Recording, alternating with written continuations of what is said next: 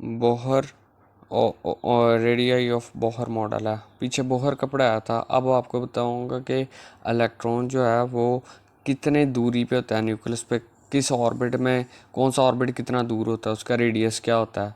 तो वो आपको ऐसे पता लगेगा कि रेडियस को पहले हम वो चीज़ें जो उसके डायरेक्टली प्रोपोर्शनल हम वो सामने और इन्वर्सली प्रोपोर्शनल वाली नीचे, यानी कि पहले नंबर पे नंबर ऑफ शेल है, पहला शेल है, दूसरा शेल है, तीसरा।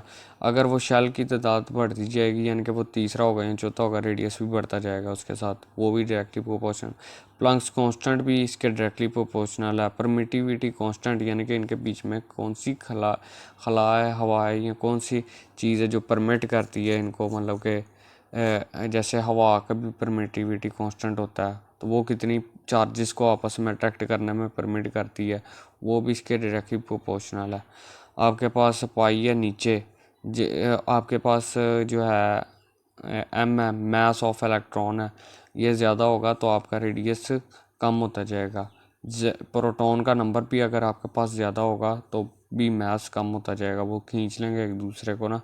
प्रोटॉन ज़्यादा पॉजिटिवली होगा तो वो खींचता जाएगा। सबकी कीमत आपके पास है, प्लंक्स कांस्टेंट की, पाई की, मास ऑफ इलेक्ट्रॉन है आपके पास इतना, आपके पास इलेक्ट्रॉन पे इतने कूलम चार्ज होता है। परमिटिविटी कांस्टेंट जो स्पेस की वो ये है, ठीक है, एन नंबर ऑफ ऑर्बिट्स है। और इन सब को अगर आप अप्लाई कर दो इधर करके, इसका जवाब निकालो, तो आपके पास रेडियस जो है वो इतना आता है, और वो उसके साथ आपको नंबर ऑफ ऑर्बिट भी दिए गए हैं। अगर पहला है तो पहला ऑर्बिट है तो आपको 1 का स्क्वायर जो भी आएगा उसको इस वैल्यू के साथ मल्टीप्लाई करना पड़ेगा। 2 दूसरा ऑर्बिट है तो उसको 2 का स्क्वायर 4 होता है, उसको इस कीमत के साथ मल्टीप्लाई करोगे, आपके पास रेडियस भी आ जाएगा।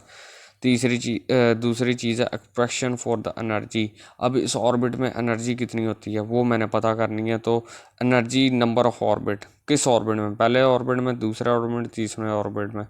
तो ये मैंने डाला है -Z2 ई मतलब कि चार्ज ऑफ इलेक्ट्रॉन है, और मास है इलेक्ट्रॉन का। नीचे मैंने डाला है 8 परमिटिविटी कांस्टेंट का स्क्वायर, नंबर ऑफ ऑर्बिट का, और एच प्लंक्स कांस्टेंट का स्क्वायर। तो देखो इसके बीच में एनर्जी जो है वो जितना ज़्यादा एटॉमिक नंबर होगा उसके स्क्वायर उसका दुगना आपकी एनर्जी बढ़ेगी, क्योंकि वो ज़्यादा ताकत से खींच रहा है तो ज़्यादा एनर्जी चाहिए होगी उसे बाहर निकालने के लिए, या जब वो अंदर आएगा इलेक्ट्रॉन न्यूक्लियस के करीब आएगा उतनी ज़्यादा एनर्जी रिलीज़ करेगा। इधर बिल्कुल हिसाब उल्टा ऊपर वाले की तरह। तो एनर्जी चार्ज भी जितना ज़्यादा इलेक्ट्रॉन पे होगा वो उतनी ज़्यादा कशी से खींचा जाएगा, उतनी ज़्यादा एनर्जी होगी। मैथ्स भी ऐसे ही है, जो चीज़ें यहाँ पे नीचे थी वहाँ पे ऊपर होंगी, ठीक है ना, तो एनर्जी उतनी ज़्यादा होगी। इसी तरह ये नीचे आ गई हैं वो वाली चीज़ें जो यहाँ पे ऊपर थी। तो ये इस वजह से आप इस तरीके से आप एनर्जी निकाल सकते हो, ठीक है।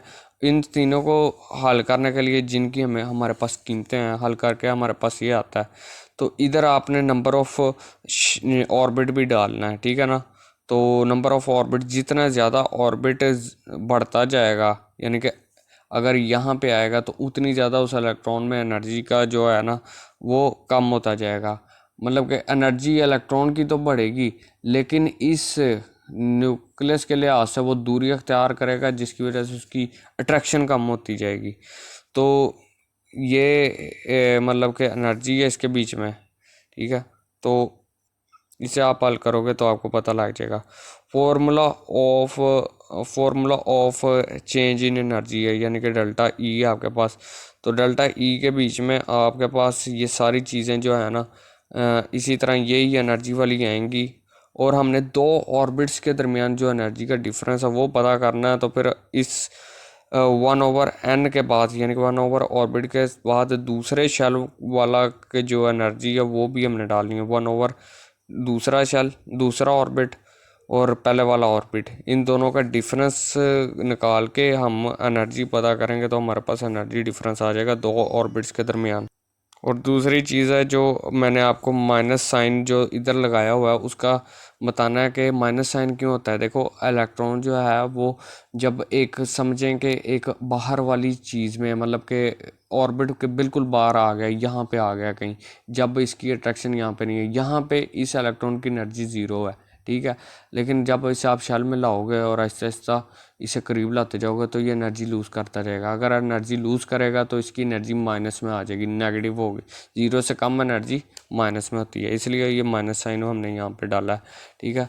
दूसरी चीज़ आपको ये बतानी है कि भाई ये आपके पास जो शेल है ना, पहला, दूसरा, तीसरा, चौथा, पांचवा, ठीक है। जब कोई किसी भी शेल में से पहले शेल में एक इलेक्ट्रॉन छलांग मारता है तो सबसे ज़्यादा एनर्जी खारिज होती है, क्योंकि इनका एनर्जी का डिफरेंस बहुत ज़्यादा है, ठीक है। ये फार्मूले में भी ऐसे ही आपको नज़र आ रहा है, ठीक है। ये देखें 1/n, जितना भी आप ऑर्बिट दूर होता जाएगा एनर्जी जो है वो उतनी कम होती जाएगी, ठीक है।